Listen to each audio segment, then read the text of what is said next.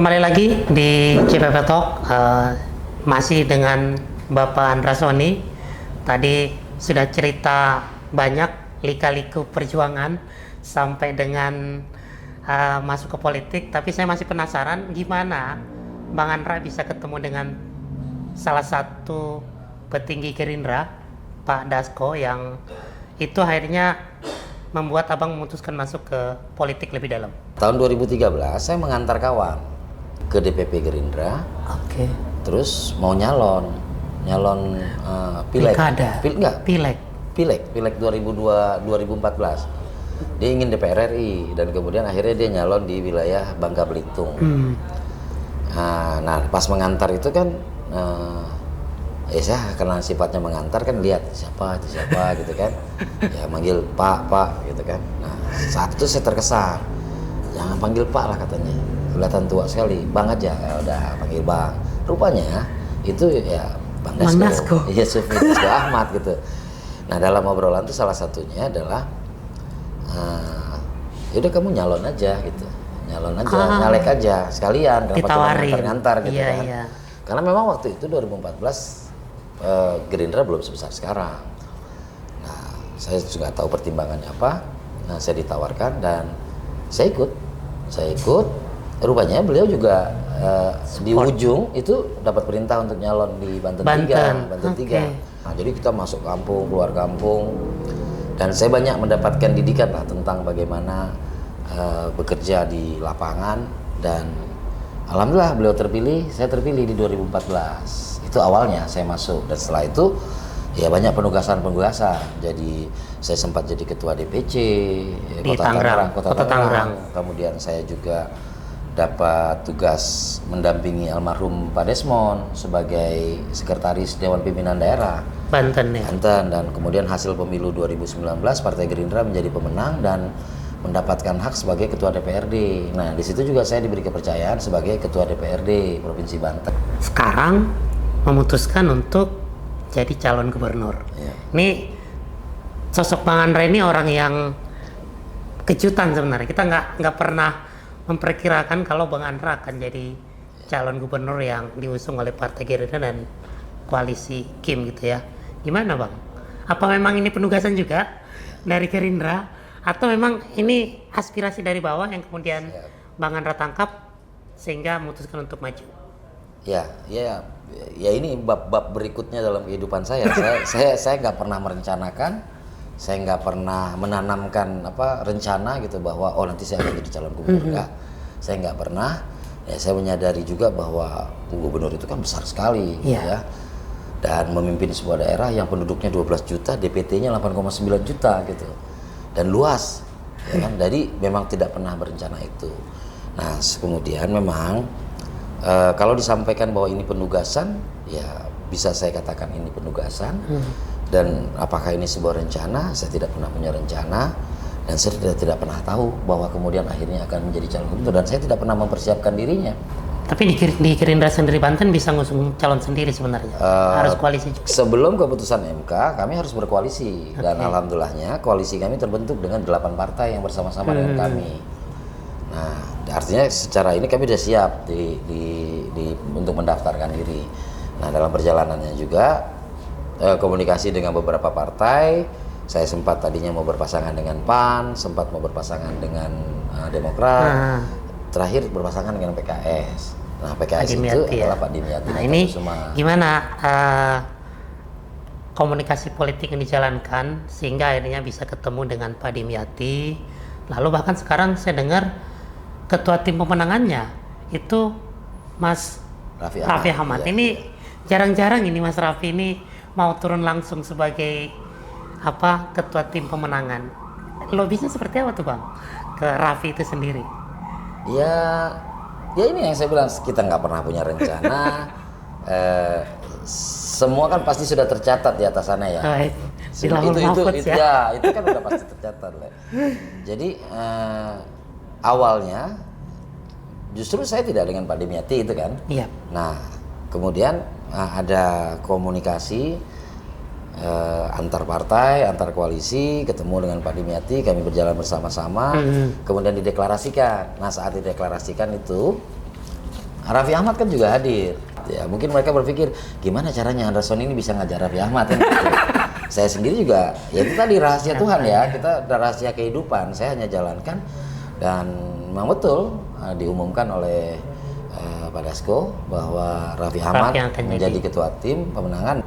Masih terkait dengan Banten, jadi ini kan tentu kalau sebagai calon gubernur punya visi, punya program yang akan diperjuangkan ya Bang. Nah, saya singkat aja kira-kira ke depan yang menurut Bang Andra paling signifikan, paling urgent untuk diselesaikan di Banten itu apa Bang? Baik, saya mungkin gini dulu.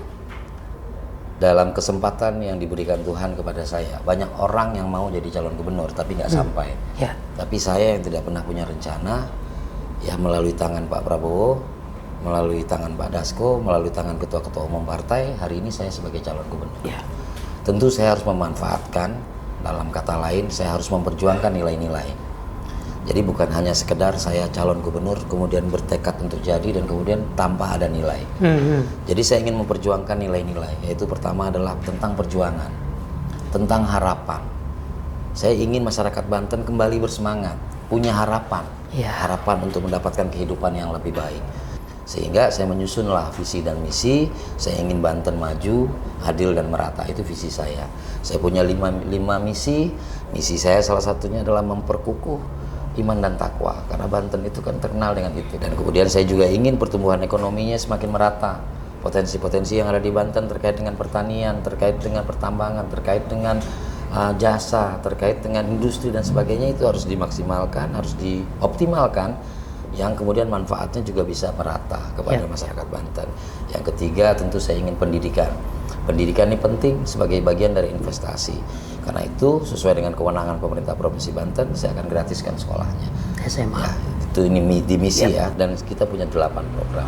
Nah, saya ingin sampaikan beberapa program unggulannya. Pertama terkait dengan pendidikan. Kita ada Banten Cerdas, dan Banten Cerdas ini memang utamanya adalah terkait dengan sekolah gratis. Oke. Ya, saya bukan berarti mengabaikan tentang kualitas, tapi yang pertama hari ini adalah sekolah gratis dalam rangka keadilan.